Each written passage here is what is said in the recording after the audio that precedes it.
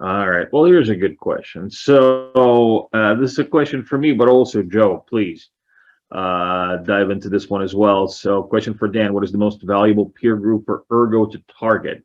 How can community help to bring more customers in?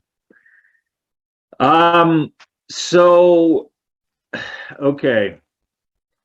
I don't know if this is going to be satisfying to you, but I don't really feel like there's one valuable peer group. It depends on what you're talking about. If you're talking about tooling, then it's the proactive devs that are basically looking for alternatives to Ethereum. And again, this is quite obvious, but then again, it might not be. It's the people that are going to the BNB chains and the Solanas and the AVAXs of the world because they're looking for robust tooling, or at least they think they can find that robust tooling over there. They won't, but they think they can. Um, and even going to Cardano, but Cardano is a different, it's a different animal than the other guys, I think. And those are the guys, right? So those are guys, the guys that are, or guys, the people that are focused on delivery, right? They're not married to like one thing and they just won't move off of it. It's like, oh, Ethereum. Those guys are difficult to work with. Okay, those guys will come around, but really digging in and putting in resources for those guys, the maxis, not a good idea. But there's obviously a big peer group, as you call it, that is actively looking for robust tooling and other ecosystems. One of the reasons why the Binance Smart Chain was so successful right off the bat when it launched. I mean, basically, it offered all this Ethereum stuff at lower prices. That's pretty much what happened. Same thing with Polygon. Polygon basically dropped lowered the fees. So those are the guys, right? Those are the guys. Or I keep saying guys, but those are the people because, of course, we have female developers, and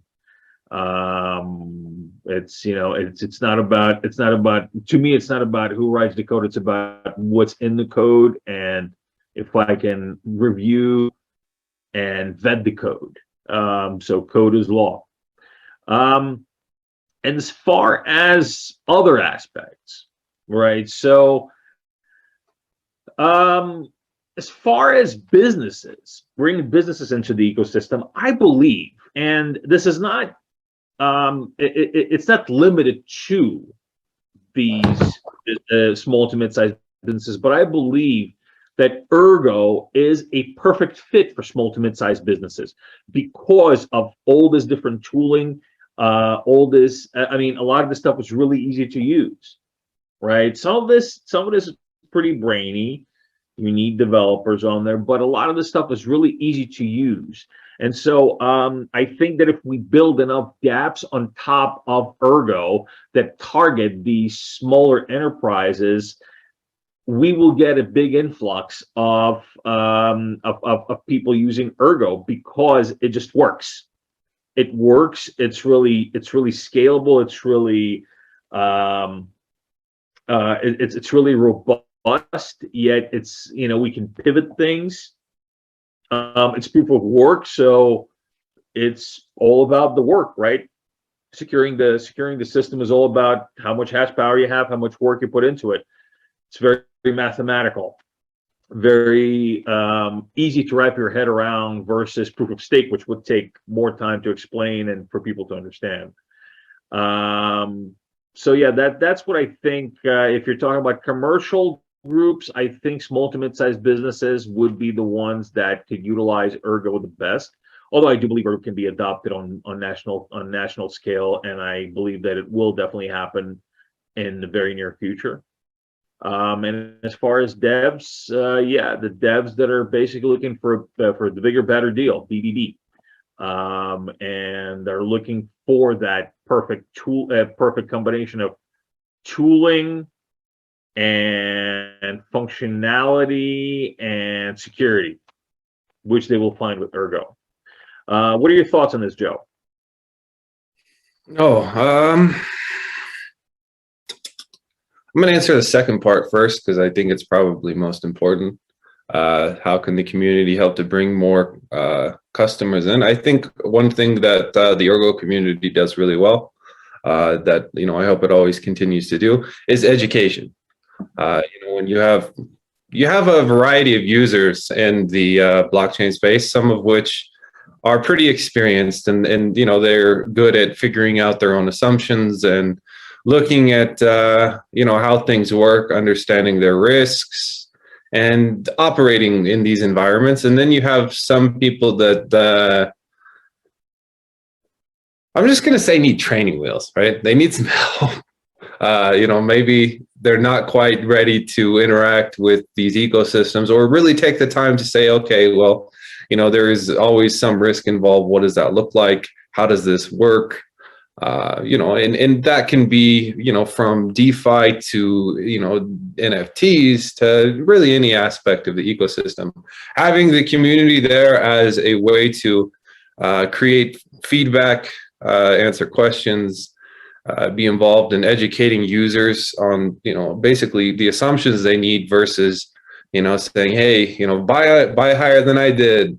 Yay. There's a lot of that in crypto. It's easy to find, but actually having a community that tries to ensure that things are built the right way and that users, use things in a way that protects them is somewhat unique to the Ergo ecosystem. And I've always been kind of proud to see that.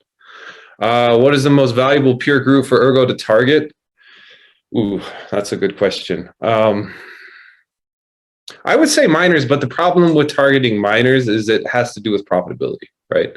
I think that having, as ETH moves towards proof of stake, there's a huge amount of infrastructures, miners, which are ultimately users out there that are going to be looking for proof of work alternatives. And, post EIP 27 mining profitability is kind of shitty. And unfortunately, we're in a macro environment that has, let's just say, had, some pretty negative trends since EIP 27 came out. So it's taken some time for profitability to balance. Mining, at least right now on my end, is not very profitable. I'm doing it anyway, but I do think that eventually that will rebalance, and on our side, opening market access would certainly assist. But that's a core group of users that I think is really a diverse community, to where you get some miners that are just security, some are going to be security plus users, and some are going to be security plus user plus developer. And ultimately bringing in that core aspect of the community just creates a bigger foundation for us to build everything else in the network on.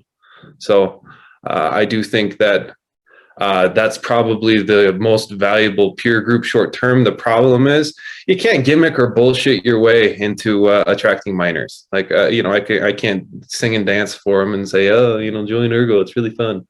At the end of the day, it's a business, right? And so it's a matter of us finding the right incentive in terms of the hash rate and pricing, and then creating an environment of growth. So you can't sing and dance for them? Why not? It's just not why they're there, right? But you could try, Joe. You can always try to sing and dance, okay? Just look, don't be so gloomy, okay? Singing and dancing can always help, especially for me. And I'd have to have a couple drinks in me to be singing and dancing around. And well, it's 7 a.m., so it's just not going to happen.